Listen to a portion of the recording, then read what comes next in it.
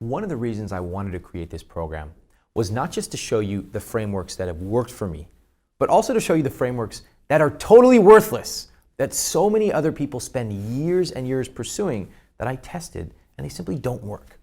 Right? So here's one of the questions I get a lot, especially when people find out that I work from my own apartment.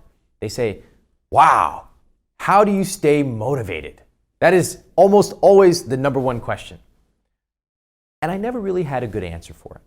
Right? In fact, even when I was younger, when I was in high school, I would be doing all these things and people would say, how do you stay motivated? And it was just a meaningless question to me. It's like asking someone who got married to a really handsome guy, what color tights were you wearing when you met him? It's ultimately irrelevant.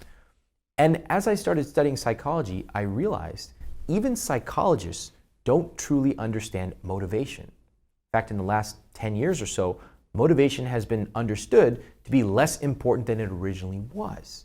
In other words, a lot of people say, I'm really motivated today. Tell me if you've ever had this experience. I'm really motivated. I watched that weight loss thing, or I'm really motivated to clean my room, right? We get pumped up, and then what happens? 2 weeks later, did we really change anything? Or did we just yo-yo back and forth? We cut down on eating or drinking.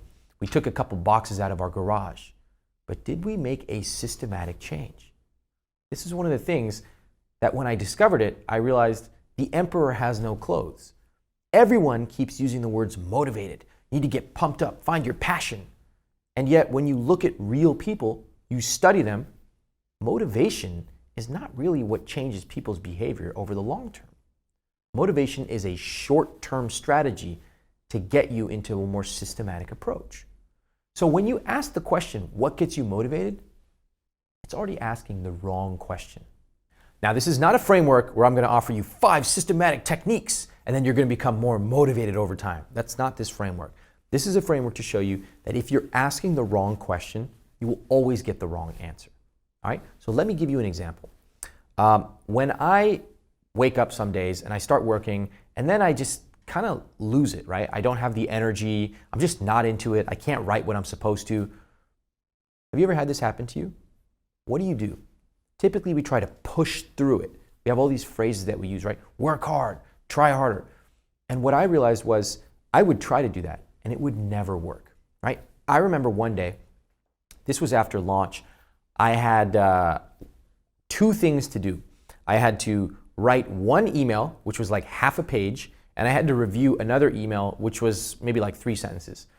I sat on my couch with my computer all day, flipping through tabs, knowing that, I need to get that done. And at 5 p.m., I finally said, all right, this is not getting done. And I waited until the next day when I was more motivated, or shall we say, more ready to take action on that work. So one thing I've learned is if something is not happening, trying to push through it is typically the wrong advice. Again, I'm being very general here, but I'll give you an example. If I'm writing a piece and it's not working, I know myself. I know that I'd rather go to sleep and wake up at 4 o'clock in the morning and write then, because I write better at 4 a.m. than 4 p.m. Okay? So motivation, taking this idea that I need to be constantly motivated, is entirely the wrong question. Many of us are not motivated and we try to push through it to build that motivation. Entirely the wrong concept. On the other hand, some of us are really motivated sometimes. Like, I want to clean my room. I want to go eat healthy. My answer to that is do it. Definitely seize that motivation wave, as my mentor BJ Fogg says. But always remember, that motivation will fade. It'll probably fade tomorrow, and if not tomorrow, it'll certainly be gone by next week. So what can you do instead? If you're really motivated to clean your room, you should run in there and do it. You should also say, you know what? All right, a week from now, I know I'm not going to want to do this. So what can I do to make my life easier?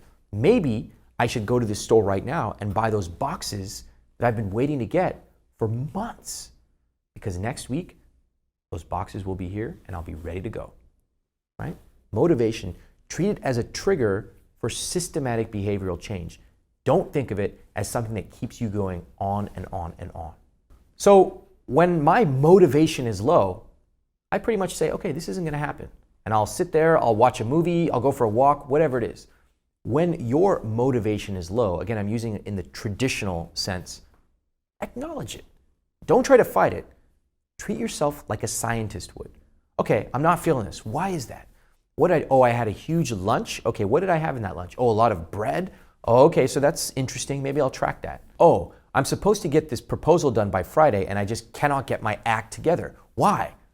It's not just laziness. That's an easy way out. Examine it deeply. Say, oh, okay, is it fear? Is it overwhelm? Am I afraid that if I submit this and I lose, my boss will hate me or worse, fire me? Am I overwhelmed because I have all these different tabs open and I haven't organized all my stuff into one area?